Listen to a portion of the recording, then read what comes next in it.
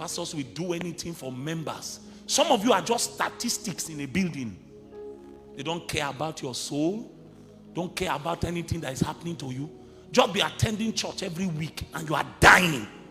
How many times have you masturbated and gone to service? You woke up in the night, your heart is broken, you cried. Then you entered service saying, God, please speak to me. Then the programming manager jumped on the altar and began to tell you, next week money is coming. He's a wicked man. So people who steal people's money, people who are doing Yahoo, can sit down comfortably in a 4-hour service, a so-called service, and be entertained, do all their leg walk, do all their crab walk, do all their crayfish walk, and dance. And then they will close church and say, God came. Came where?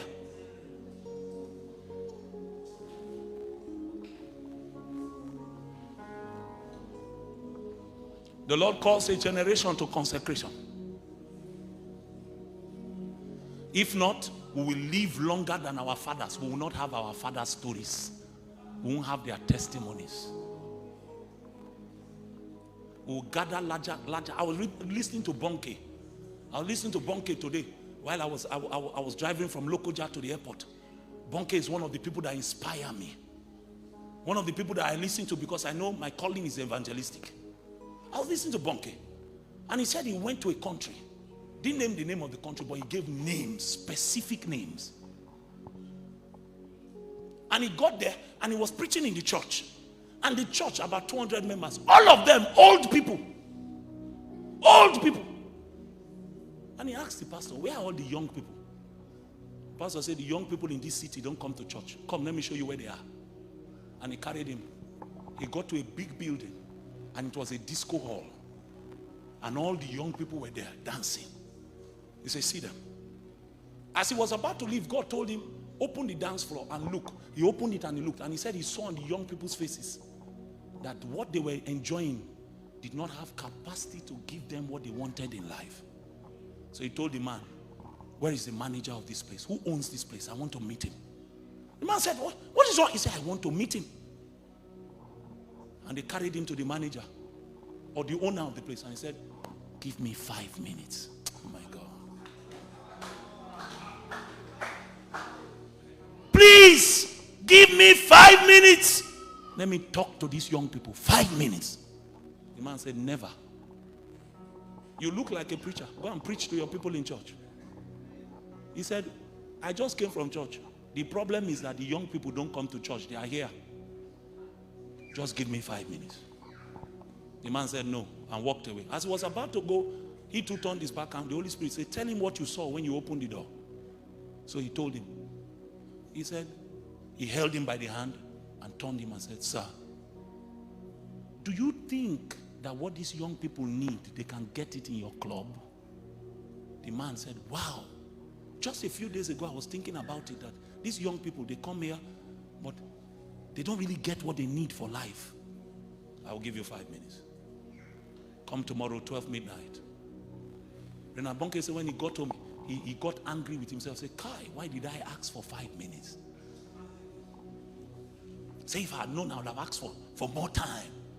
He came, he said he arrived 11:45. He sat there in the disco drinking Coca-Cola, waiting. He said once it was 12, he jumped. You know how Bonnke is dramatic. He said he jumped on the stage, took the mic from the DJ. He began to speak very quickly because he knew he had only 5 minutes. As he was talking, he began to hear people sob. He first of all told them, sit down. Everybody sat down. He said that's when he realized that there are no chairs in the dance club. Everybody sat on the floor.